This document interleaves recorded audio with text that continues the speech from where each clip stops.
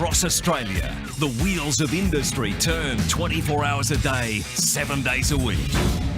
These machines are tough, and the teams of people running them are even tougher. From deep underground to high in the sky, these heavy metal marvels are essential to our daily lives.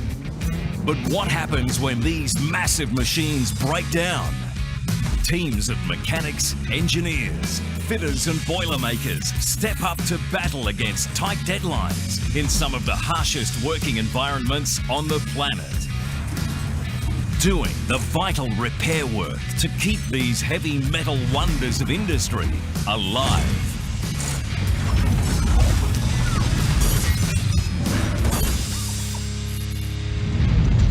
On this episode of Mega Mechanics, at the world's largest coal export terminal, high voltage cables are causing some real problems for leading tradesperson Dan Wilk and his team.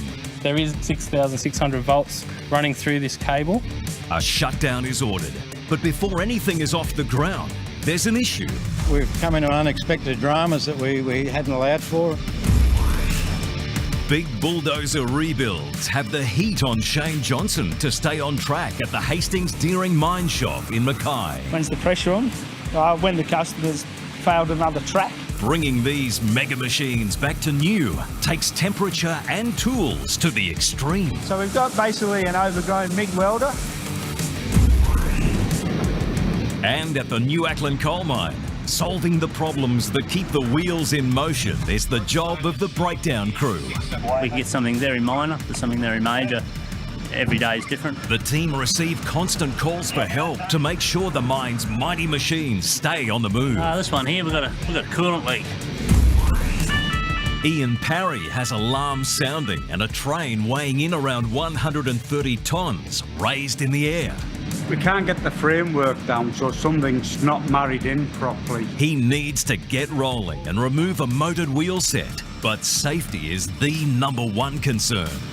Hey, is it safe to take this out now? Port Waratah Coal Services in Newcastle, New South Wales is the largest coal export facility in the world. With an export capacity of 145 million tonnes of coal, around 1,200 ships are loaded each year at the Port Waratah Coal Terminal, bound for destinations across the globe.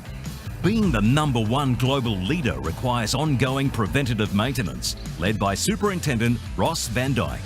We have a team of tradesmen and supervisors that work on a daily basis. So we have 46 all up, that includes 2 supervisors, 24 fitters, 22 electricians. We work 24/7. But from a maintenance point of view, any sort of delay and any mechanical or electrical breakdown can have effect on the coal chain. Meeting the demands of multi-million-dollar coal customers in Japan and Southeast Asia means one machine down could delay delivery. And right now, there's a fault inside the main power cable on one of the big guns.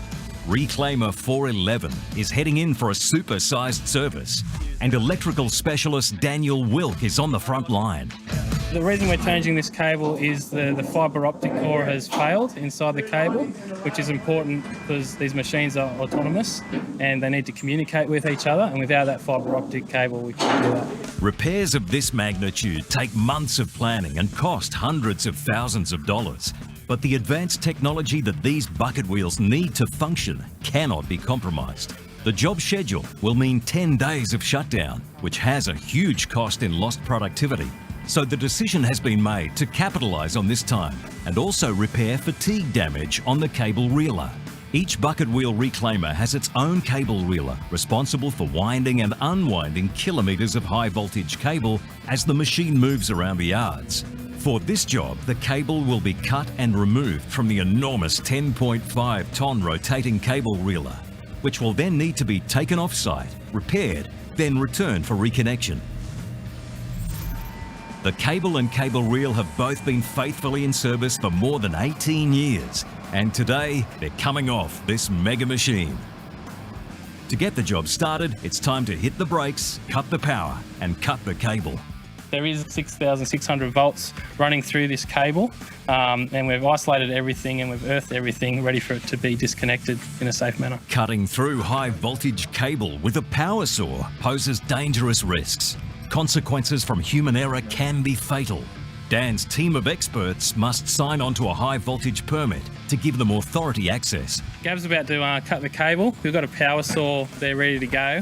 We're not sure how this job's going to go, but it should take between half an hour or it could take 5 minutes. Gav packs muscle into hardcore sawing at the power supply box. He's through, but it's not time to pack away the power tools just yet. The cable also needs cutting from the reeler itself. The cable contains a fibre optic core, 2 low voltage control cables and 3 high voltage cable conductors. The end of the trailing cable coming through the middle here, and then we terminate those onto the slip ring on the inside, and these brushes bring the power onto the machine itself. 6.6 thousand volts travels through those slip rings, through these brushes and onto the machine to supply the machine with power. This cable reel is 18 years old, and so it's time to give it a good birthday. Peter Anshaw and his lifting crew move straight in to assess the removal, refurbishment and reinstallation of the reeler. What's the scope of work? What are the hazards? What are the controls? And what are the other activities that the other people that we might have conflict on the machine? As the 100-ton lifting crane heads onto site, Peter's team are finalising access, electrical work and bolt removal. Have to set up the access scaffold onto the belt in our working at heights static line. That allows the guys to remove the base plates in the bottom frame. We've got electrical guys who are disconnecting the 6.6 from the slip ring housing. Once the pendulum out, the bolts are removed. With the job as big as this one, Port Waratah's terminal manager Wayne Carman is on site to support his staff. Part of the maintenance guys' deals is that they take the machine, they do the repairs, they return it to us in a timely manner, and that when they've returned it to us, the operators can push the button and it goes. Everyone knows there's a need for speed to get Reclaimer 411 back in business.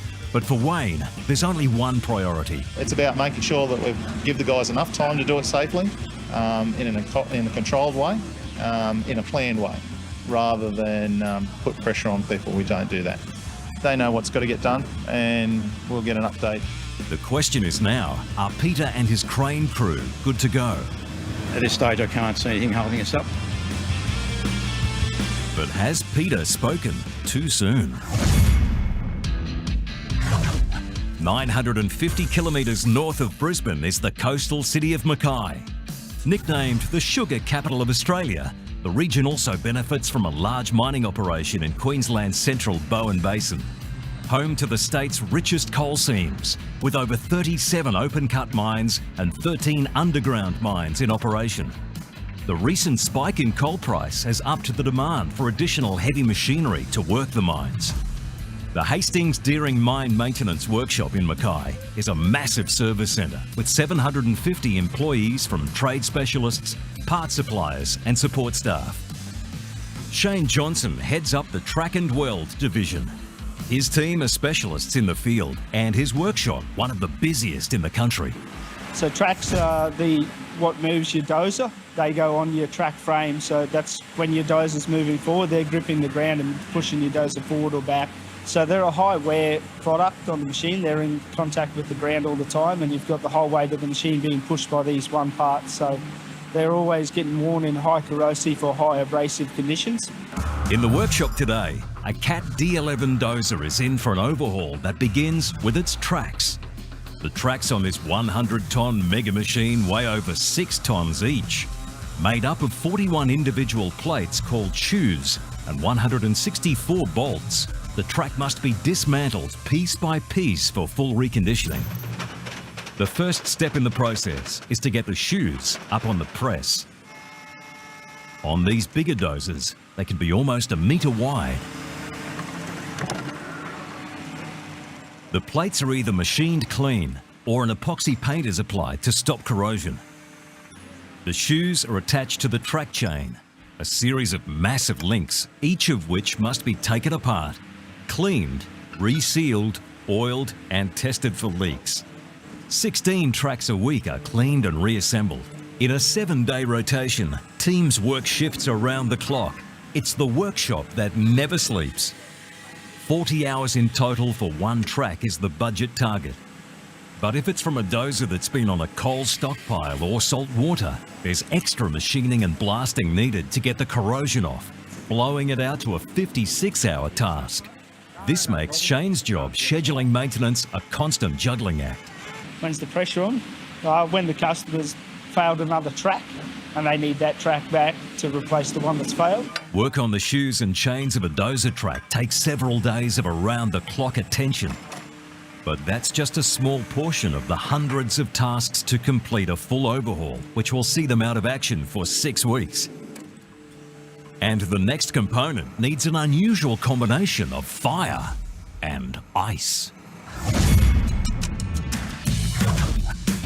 25 kilometres from the township of Oakey in regional Queensland, the open cut pit at New Ackland Coal Mine is already a hive of activity this morning. Keeping the site's huge fleet of massive machinery on the go is a round-the-clock job for the breakdown crew, a group of experienced mechanical fitters. Most heads for today. H401 restricted sump. Goes underground diggings there. Possible gas. The team constantly travel across the site, and for Nathan Sutton, his first port of call is Dozer 611. This beast of a machine is a Cat D11, the largest dozer in the fleet. It packs more than 800 horsepower, but it's not up to its usual fighting form. The dozer has been given a stop work order because of an issue with the relief valve.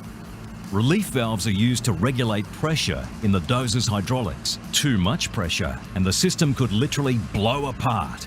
But too little, which is the problem on this dozer, and there's not enough pressure for the hydraulics to function correctly. We've had the job try set the pressure again, but the spring's obviously too damaged and won't get correct pressure. Unfortunately, the replacement part the team needs isn't on hand. So while it's sent for from the warehouse, there's a 102-tonne mining truck in need of attention. It's run out of air. Needs air to start. The air-driven starter motor just needs a dose of compressed air, and this 5.8 metre tall monster truck is back in business. It's not the only mechanical beast that's running low on air this morning. Craig Jackson in the supervisor's office calls Nathan on the two-way radio. 35 to 36, Nathan. Yeah, 36. Nathan, 008, water carts reported POS6 flat tyre. Alright, I'll go check her out. Water trucks are vital to mining sites. They control dust and also play an important role in fire prevention. With a full tank, these trucks can haul 150,000 litres of water. With one of the 4 rear tyres blown, that's a huge weight for the others to bear. So letting the sprays run is the simplest way to fix that. The solution is a new tyre. At over $26,000 each, it's a trip to the workshop for the tyre change. Now Nathan can return to Dozer 611. He's been advised the new relief valve is on its way, so he's under the pump to get this 102-tonne machine prepped and ready. He's on target for now, but not if any emergency call-outs come through. In Australia's 3rd largest city, Brisbane, the main rail depot is the epicentre of city train maintenance. On average, 53 million people travel on passenger trains every year, and schedules need to run on time. Even the smallest issue can have a compounding effect. So when a train not getting full power is reported, it's returned to the maintenance depot for analysis. It's up to working group leader Ian Parry to rectify the issue and get this train back on the tracks and fully operational for the PM peak. We're going to be taking out motor 3. We've had a report saying that it's out of rounds. What that means is that the bushes aren't going on the comms inside the motor. So what it says is that when it's out in traffic, you're only getting 7 motors driving the train instead of 8. Ian Parry has been a fitter and mechanic across the world, from steelworks to shipyards, and now to trains, where he's become a specialist in what they call the jacking road. The jacking road has 12 pairs of jacks, one to support each axle of the 3-car train as it's raised. Then, to be able to access an individual wheel set, body supports are brought up, enabling the main jacks to be lowered. The wheel set can then be removed and have its motor changed over. First, Ian and his apprentice Dale Westhorpe raised the body supports. Well, if you didn't have the body support up there, you can't do any other thing on this machine. You must be in this mode. If you didn't have these up, and you bring your whole support down. With the body supports in place, Ian extends further safeguards to balance the 130 tonnes of train currently raised in the air. The safety on this is mainly on the motor itself. You've got to have a scissor lift underneath. You're looking at least 1 to 1.5 tonne on a motor and a wheel set, so you've got to be careful all the time. There's also a schedule to keep and a lot of work to be done to get this train back on track. The team are well aware of the safety risks, constantly weighing up the hazards and planning accordingly. We have a dedicated team over here, and we all know what we're supposed to do. Everybody knows their job, and obviously we still go around, we look after everybody else. The main thing is that with having a dedicated crew over here, we're reducing the time on how long it takes to do these sort of jobs. Electrician Damien Fuller is on site. He's made short work of disconnecting the necessary cables. Now we've got into a different mode because we want to drop it down 50 mil. Then we can get the jacks out. But the system has locked and won't budge. It's a sophisticated series of checks and balances on a piece of machinery that Ian is an expert in operating. Will his experience shine through and get the engine changed over in time for the PM peak? Back at Port Waratah, Peter Anshaw and his crew are ready to lift out the 10.5 tonne cable reeler from Reclaimer 411. We've got the 100-tonne crane come in from Boom. Once he loads the counterweight, the boys are going to reverse up the ramp, come in here, parallel with the cable reeler, and that'll give us around about a 16-metre radius. We'll be well within the lift zone there, ready to lift it off. Peter's got to stay on schedule because this reeler needs to head out on the road for a major off-site repair. And we've got our other off-site contractor. He's on the phone this morning. You know, when are we going to see it? Because they've got a lot of work to do and they want to get that underway. The team at MCM Manufacturing know they have a tight turnaround to repair the reeler, so they're gearing up to receive it. Back at base, the spreader beam is winched into place. When the lock's going on, then we're ready to go. We set up the barricaded area, get our equipment up onto the machine, and we get started. Everything going to plan, we'll be on target. A smile of relief from Peter as the lift begins.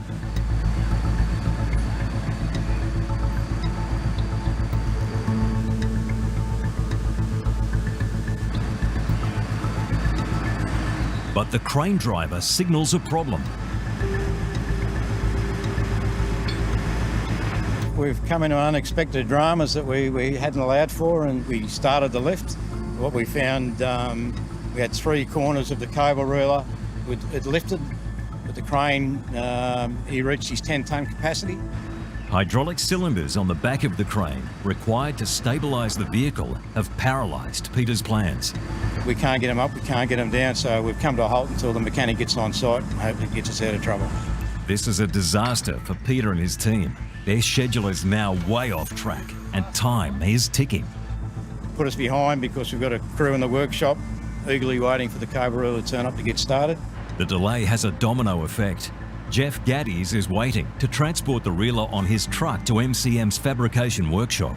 A lot of times you get hauled up like this, and you know it's out of our control, so you just got to sit there and wait and grin and bear it. MCM are waiting to refurbish the reeler. Dan and his crew are waiting to replace the cable. And Terminal Manager Wayne Carmen is waiting to get Port Waratah fully operational. This is a serious setback. My job is to make sure that the plan that's developed, I deliver, and when I say I deliver, I'm accountable for it, and obviously Ross, being the maintenance superintendent, will let me know if something's starting to go haywire. After suffering a 4-hour stoppage, the crane is now given the all clear and Peter's crew are under the pump. Yep. Chain locks are secured and final checks are made before the big lift. There's two gussets that sit against this wall here. Now fully suspended, this is a tense moment for the crew. There's a lot of money, not to mention time and effort, up in the air. And a slip, a gust of wind or a failure of the crane could be catastrophic for not just the reeler, but the crew. It's all in the crane operator's hands. Cautiously, he manoeuvres the cable reeler and, showing his skill and precision, guides it safely down. Finally loaded onto the truck, there's not a minute to lose. But the truck carrying the reeler has come to a standstill. Because of the size of this reel, it was just on the 3.5 mark. I can't go anywhere with it, so it'll just sit outside the gate and wait. Load restrictions on public roads means the reeler is too wide to travel in peak hour traffic. They've missed the window of time to get it out in daylight. Dan's day is going from bad to worse. I get a bit uneasy when there's times like this. We need to get moving. It's kind of that time where you're sitting still when you know you've got to do something big, and you know you're going to have to work a bit harder later on to make up for this time. While Jeff, his truck and the cable reeler take a break, the repair team are waiting in their workshop, losing valuable hours. Will they have enough time to be able to repair the reel? In the Hastings Deering mine shop, the track team is working around the clock to carry out a midlife service on the dozer tracks that work the Bowen Basin coalfields. Hey mate, how's this one going? Yeah, not too bad, bud. Just about to put the bearings in. All right. Well, I'll get out of your road and let you get back to it. No worries. And today, it's not just mechanics, but science that's helping things along. In the dozer track frame sits the pivot shaft bushes. This is where the track frame mounts onto the dozer. The shaft is constantly rotating at angles to accommodate the terrain. For dozers working at least 20 hours a day on a coal mine, that's a lot of wear and tear. The midlife service for these parts means a good clean and then refitting with a perfect seal, which involves a process called an interference fit. The pivot shaft bushes are submerged into a tank of liquid nitrogen at minus 200 degrees Celsius for around 10 minutes. In that time, the metal shrinks. On the floor, the track frame space that the bush has to fit is heated with a gas torch. With one metal part expanded from heat and the other contracted from freezing, there's a very short window of time for one to slide into the other perfectly. Straight in. As each part returns to ambient air temperature, friction holds the pivot shaft bush in permanent place. But if it's not timed just right, or if the track frame has cooled after heating, the bushes expand back to size rapidly. That can mean a little bit of old-fashioned coercion, inserting a drift slide and hitting with a sledgehammer. It's vital the bush seats perfectly. It takes much of the load of the 91-ton dozer. A poorly fitted bush won't last the next 8,000 hours of work it has ahead. Even slightly off means cutting the part out and starting over again. Happy day. And if you thought these guys had a tricky task working with sub-zero temperatures, the next rebuild in the dozer workshop involves an arduous 10-hour shift at a scorching 300 degrees. The New Ackland mine in Oakey in outback Queensland, a place where temperatures can soar above 40 degrees Celsius. Challenging conditions for a challenging job. The extraction of over 13,000 tonnes of clean coal every day. Keeping the coal mine's extensive range of mega machinery running smoothly is the breakdown crew, an experienced, dedicated team of mechanical fitters. So far, Nathan's shift has seen him called out to deal with a few mining trucks, 3.6 and 3.5. Yeah, gotcha, buddy. Yeah, no good on that injector. And a water cart with a flat tyre. Standing at over 4 metres, this monster towers over the mechanic working to get it back on the move. So do the tyres, each one nearly 3.5 metres tall and weighing in at 3 tonnes.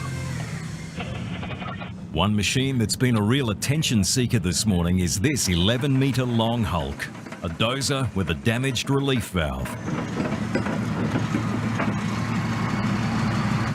This is the second time Nathan's been inside its belly today.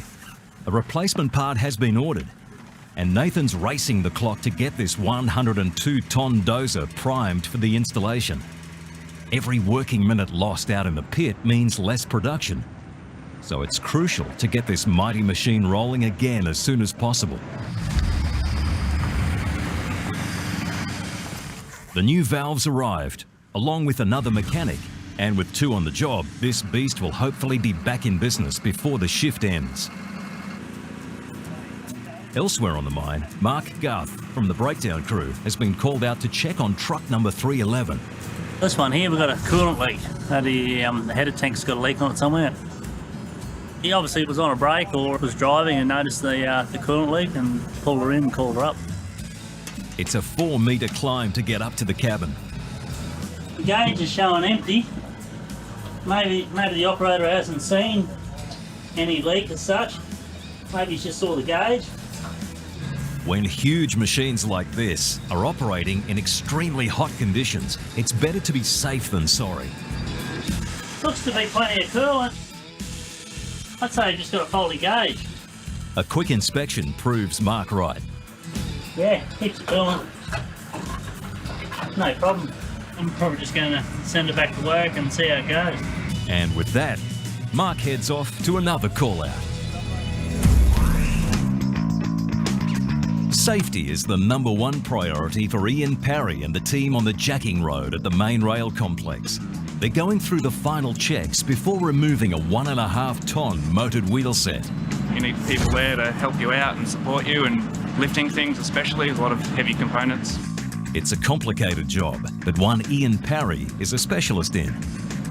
You've got to lift the train up, you've got to support the carriage, and then to simplify it, you put a trolley underneath, take it out, get a new one built up, put that back on the trolley and back up again and reverse all the things you've done the first time. With a clear plan in his head, Ian needs to drop the jacks down, but movement is locked. Come down. The safety interlock on the jacks will prevent any unsafe conditions. These checks and balances are designed to protect the workers and equipment. The alarm is sounding, and it's Ian's job to find out why. He knows from experience it's just a matter of going through the process in fine detail. Nothing needs to be rushed. We can't get the framework down, so something's not married in properly. A delay could impact schedules, and if there's an issue with the jacks that can't be resolved, no work will be able to continue. Will Ian be able to silence the alarm and get back on track? Overnight, Port Waratah's damaged cable reeler finally made it to MCM's fabrication workshop. Richard Tate and his team wasted no time in getting on the tools. We lost about 4 hours because of a crane malfunction. We've had 6 men round the clock from then. MCM have been commissioned to refurbish the cable reeler. It's a gigantic job, and these guys won't stop until it's finished. 24 hours a day for 4 days. 6 men on each shift. With the cable reeler in the workshop, Richard can properly assess the cause of the problems. It's time by vibration, the actual motion itself. It's being such a light fabrication as it rolls, it fatigues, and we're repairing fatigue cracks. This is a critical repair. The cable on Reclaimer 411 weighs over 15 tonnes. As the Reclaimer moves, the cable winds around the spokes of the reeler, called spiders. A breakage could not only tangle and damage the hundreds of thousands of dollars of cable, but could result in a massive arc flash or electrical explosion. To ensure the reconditioned reeler is safe and strong enough to last another 20 years, Richard inspects every detail. They're going to be a tight fit because I think the existing holes are 22 mil. Back at Port Waratah, Dan is feeling the fallout of unprecedented delays to his schedule. Can he claw back time while the reeler is off-site? Just inspecting the electrical components from when the drum's been lifted, checking that they're all still intact and ready to go to be reconnected. So while that's off-site, we're doing work to refurbish a lot of that gear for when it returns. Steaming ahead, Richard at MCM is confident about getting the reeler back on the road. We've got another shift and a half to go, and it's well ahead of schedule. It's well planned, well manned. Blokes know what they're doing. A final push and MCM finish in record time, a day early. And now we're miles ahead. It should make them very happy. And here it comes. Jeff trucks in the newly refurbished cable reeler. Reelers turned up a day early. Boys out the shop at MCM have done a fantastic job to get us where we are today. Not only the time frame, but the quality is first class. Very happy with the quality. Dan is also a happy man. His shutdown is now back on schedule. It's all hands on deck, and Dan is ready and raring to get this reeler back in.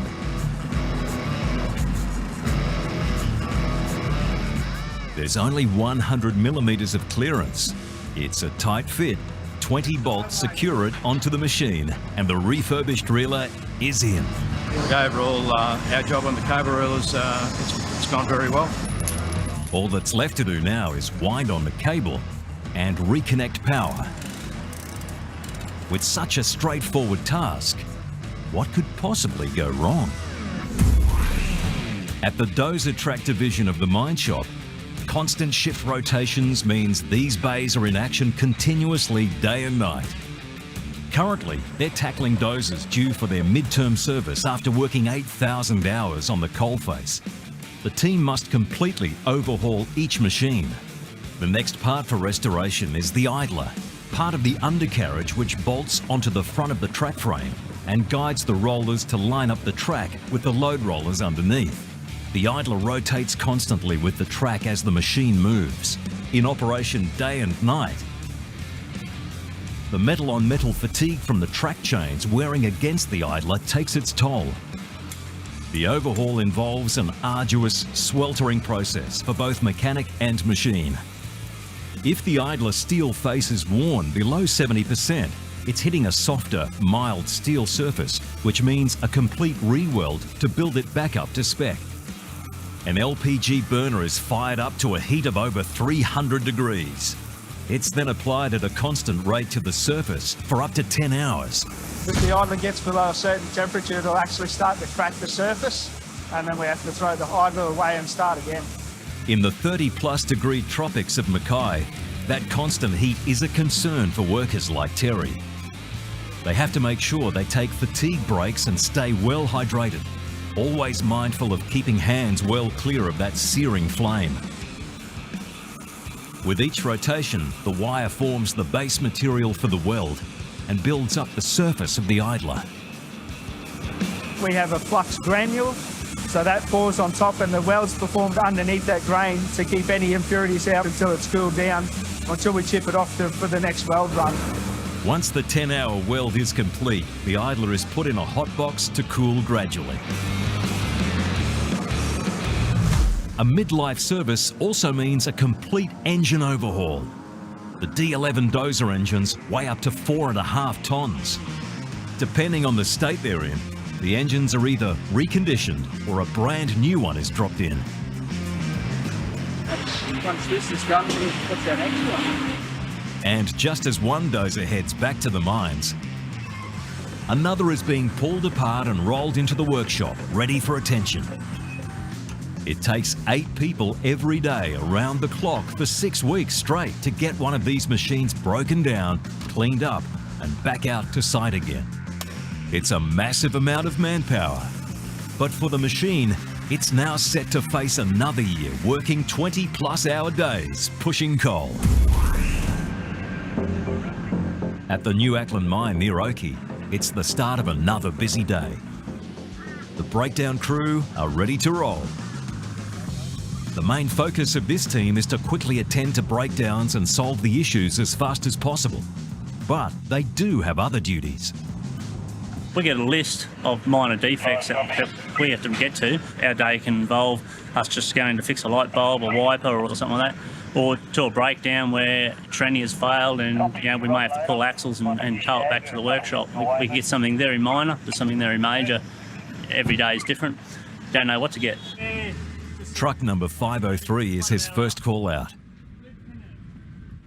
A loose cable needs to be secured in place. So basically this job here is just a simple job. Just put an R-clip on that pin there, stop that from falling out. 5 minutes now, so it's half an hour later. With the truck bed lowered and the ladder raised, number 503 can roll back into action. And Mark can make tracks to his next assignment, a broken down excavator. Attaching his personal lock to isolate the power supply means that no one can start or operate the machine, so he can safely get to the heart of this digger's issues. The belts are still on. Well, I found the problem, Sammy. It's only the exciter wire. It's just popped off. Most of the time you can pick it easy, like it's low voltage, so just the exciter wire come off the alternator, so we won't know for sure. We'll chuck it on there and crimp her up a bit better and fire the girl up and we'll see how it runs. Mark's connected the wire he thinks is causing the issue, and for good measure, he removes a seized hinge on the engine door. A quick fix that a boilermaker can repair properly later on. At least for now, we can shut the door. With that locked off, time to see if Mark's hunch about the loose wire was right. As Sam revs the engine, it seems it was. And now, it's all good to go. Mark packs up, and it's off to check on Dozer 618, a machine that's going nowhere fast. It's got track tension problems. This powerful D10 bulldozer rips and stacks coal in the pit. It may be the little brother to the D11s, but at around 70 tonnes and reaching nearly 4.5 metres to the canopy, it's definitely not small. What we've got here, we've got loose track.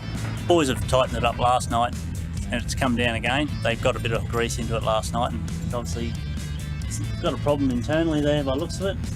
So what we'll do now, we've got a service truck coming along, we'll pump it up again.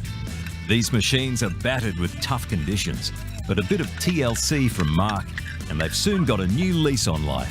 We try and nurse things through too until we get a space in the shed where we can get jobs in, keep the grease up to it until we get a bay free. Grease is applied to try and prevent excessive wear, but while this is a quick fix to get things moving, it doesn't solve the larger problem. If left, a loose track can cause even more issues with the machine. It just wears everything, it'll wear the track frame, it'll wear your chain, all your idlers.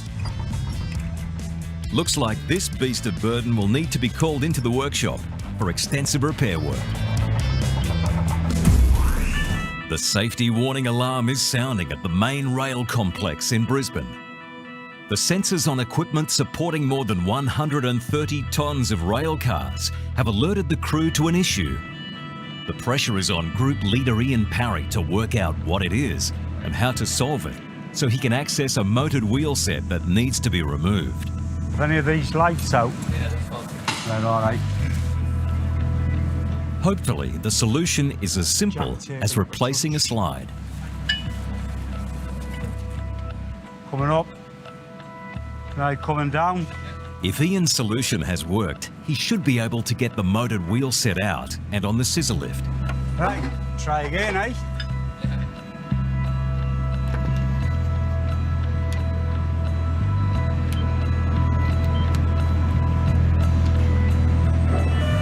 Well, it's worked. Sometimes it just jumps out of sync. It might only be a few millimetres and that'll stop all operations. Success, and finally Ian is able to drop out the bulky jacks from under the motored wheel set. Now, with the motored wheel set on board, the trolley rolls along the tracks to meet the overhead crane. The 1.5 tonne piece of machinery is carefully lowered onto a specially designed rest. Check it out, mate. One of the chains is disconnected to free the traction motor. Then it's guided to a location where the two pieces can be safely separated. In order for a new motor to be fitted, the gear cases are removed and the old motor disconnected. The gantry crane again swings into action to deliver the wheel set to the newly reconditioned motor. Yeah, just get a bolt in there and it'll bolt it down. We've just got 2 bolts and it's all you need. You got backlash, but once that's down, it'll go.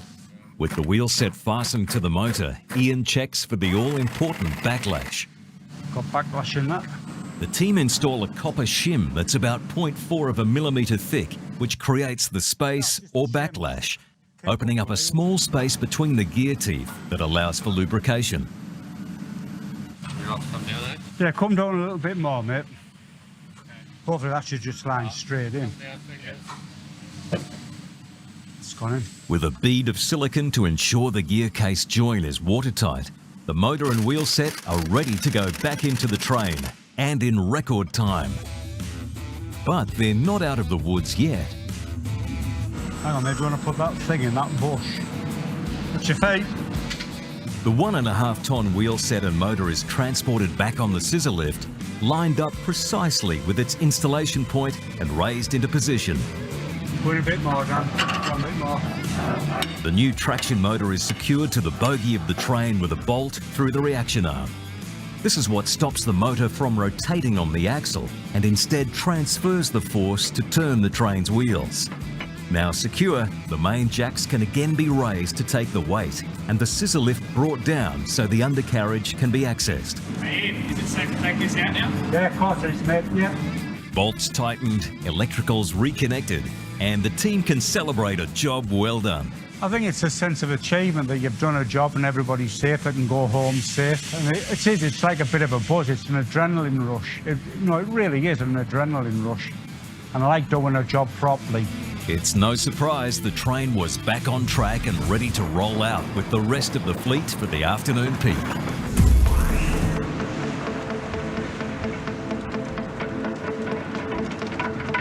Harsh conditions push the staff and the huge machines they operate to the limit every day. And when that breaking point is reached, the mine's breakdown crew are called into action. 35 to 37 Marco, got a copy? Yeah, copy. Yeah, mate, we've had a brake failure on 004. Something about the park brakes not coming up. You able to check that out for me? 004 brake failure. Yep, no worries, I'll have a look. When an issue with brakes is reported, the best way Mark can see what's happening for himself is to carry out what's called a rolling test.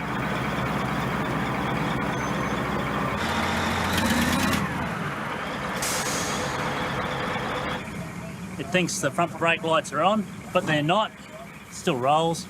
So it's obviously a electrical error, which could be something like a pressure switch playing up, making it think the front brakes are applied.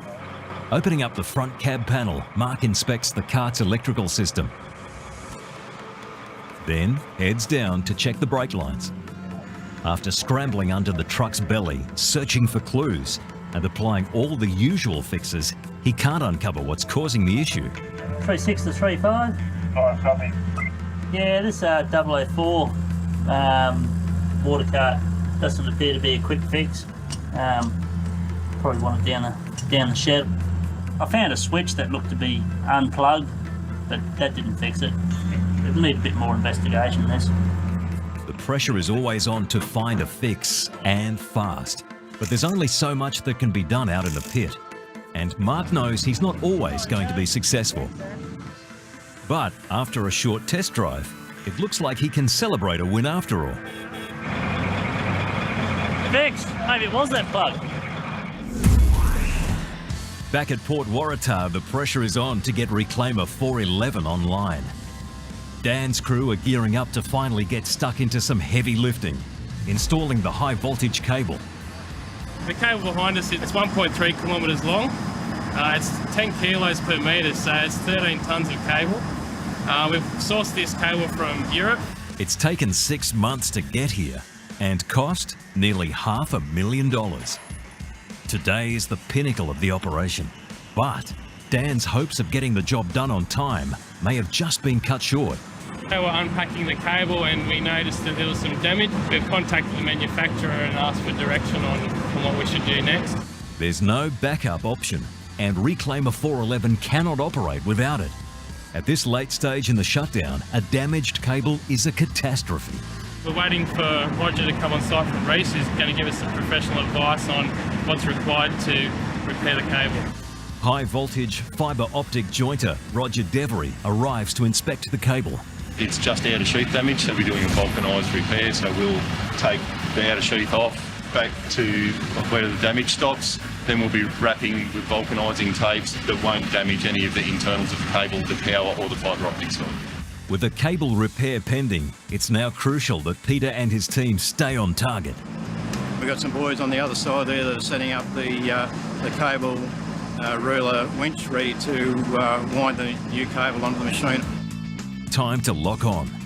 The most critical part is getting the cable from this reel and into the machine where we want it to be, and that'll be probably the most difficult thing. As the cable is wound onto the reconditioned reel, the first loop is critical. They must have clear entry into the slip ring box for reconnecting power. So the people inside the drum will be forming a little bit of a chain. My main concern is the manual handling aspects of physically using men to manoeuvre this cable. 10 kilos per metre means heavy lifting and long hours. It's relentless, and these guys need a break. It's going to take some time, and we're going to have to be patient. We don't want to bend the cable too much because of the fibre optics inside, and we need to be able to look after it as we're installing it. So the more the merrier, and less stress on one person, the better it is. The first loops are secure, and the team use electrical rotation to feed the cable on. With 150 revolutions to go, it'll take some time. There another 20 minutes hopefully, and we've got the cable on, and my team can start to put it back together. Finally, the last of the cable winds on, and Dan gives it his magic touch to tie it off. Job done.